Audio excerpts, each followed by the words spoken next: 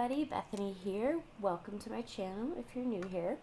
I am going to play a little bit. I have this new stamp set from Not Too Shabby Shop. It's a stamp and die of the month. Hopefully she still has some in stock. If she does, go check them out. This stamp set I can't get enough of. I did a live yesterday and I ended up just coloring and playing and coloring and playing, and I got a bunch of little gnomes that I colored out, and I was like, I have to just keep making. I mean, they're really cute, they're really fun. I decided for this next card front I was going to do a little mixed media approach. So I have a piece of printed paper that has its own little extra texture. I don't know if you can see it really well here, but it has the shiplap looking yellow, but it also has these little flowers. And I was thinking, well, I can just build it up with the mixed media look. So I'm going to take the Maker Forte spotlight. There's a circular spotlight, and I'm going to do a reverse spotlight with this look. And then I have this Ranger stencil. I think I've used this before in a couple other videos.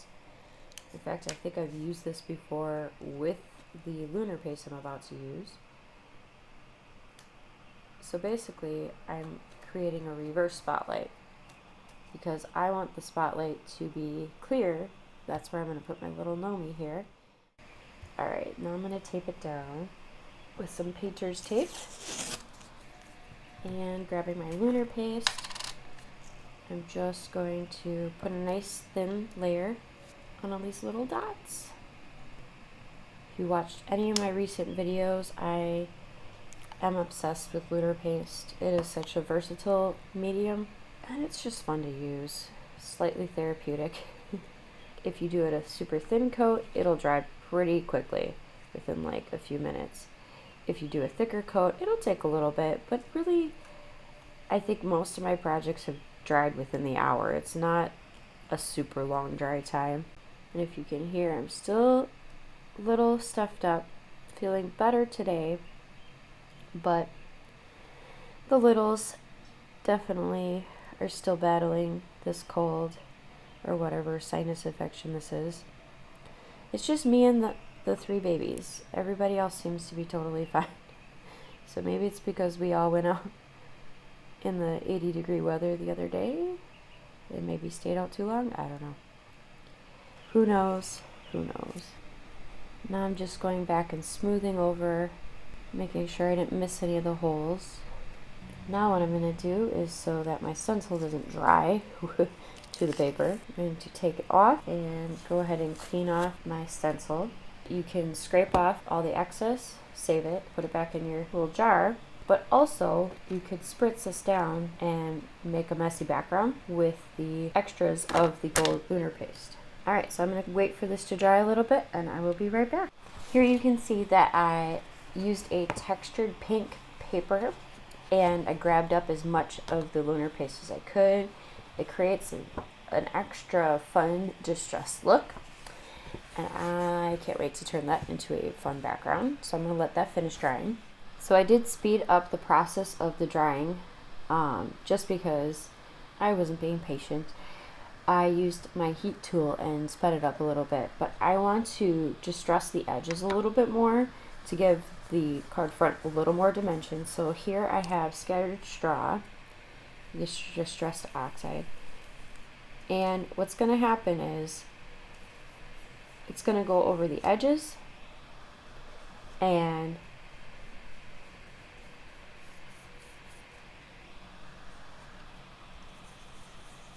as long as my theory works correctly, I should be able to take the distressing off of the lunar paste.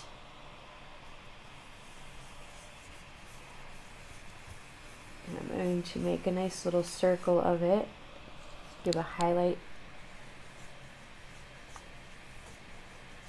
Alright, now I'm going to go back with a darker yellow. I'm going to use the Distress Oxide Mustard Seed, but this is a slightly bolder color, and this one I'm going to keep just on the edges. I'm creating that vignette look with this. Now I'm going to come back with my microfiber rag and rub off the Distress Oxide from the lunar paste so that the lunar paste color can come back through. I'm rubbing gently just in case I push some of the lunar paste down too far and reactivate the wetness inside. Yep, like I just did now. So that's okay. I'm going to finger distress that back in. There we go. Now you don't even notice that I did that. Alright, now I've created this vignette dimensional look with the lunar paste, and that highlight in the middle still stays strong. There's still a little bit of the highlight on the outside. So now we are going to foam tape this little cutie into the middle. And I am still using my good old Dollar Tree foam tape.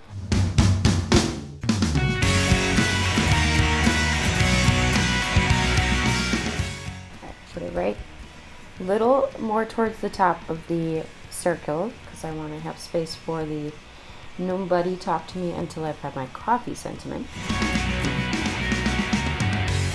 Alright, and for one last touch on the card front, I am going to use the White Pearl Maker's Magic for Maker Forte. I've highlighted the whipped cream on this little gnome cup, and it's in the light gray, but I just want to pop it up even more. So I'm going to use the White Pearl Maker's Magic and just create a textured look right on top of the foam, or whipped cream. Yeah, this isn't foam. This is too high for foam. It is whipped cream. Since I did over the line, the black line, I'm going to just take my palette knife here and scrape it off a little bit. And I'm going to scrape in between so that we don't lose our black line. And there we go. We have our cute little gnome front with some lunar paste, Maker's Magic pearl going on there, and the cute little gnome with the fun sentiment from Not Too Shabby. Don't forget to like, share, and subscribe, and below I've dropped some links for any products that I do have links for to our channel. I also have a link to our shop if you would like to support our budding little family. We do need to buy diapers occasionally. Also, I have links to my husband's channel and his shop too if you would like to support us there. I hope you enjoyed today's tutorial, and I look forward to seeing you all soon. Have a wonderful weekend. Bye!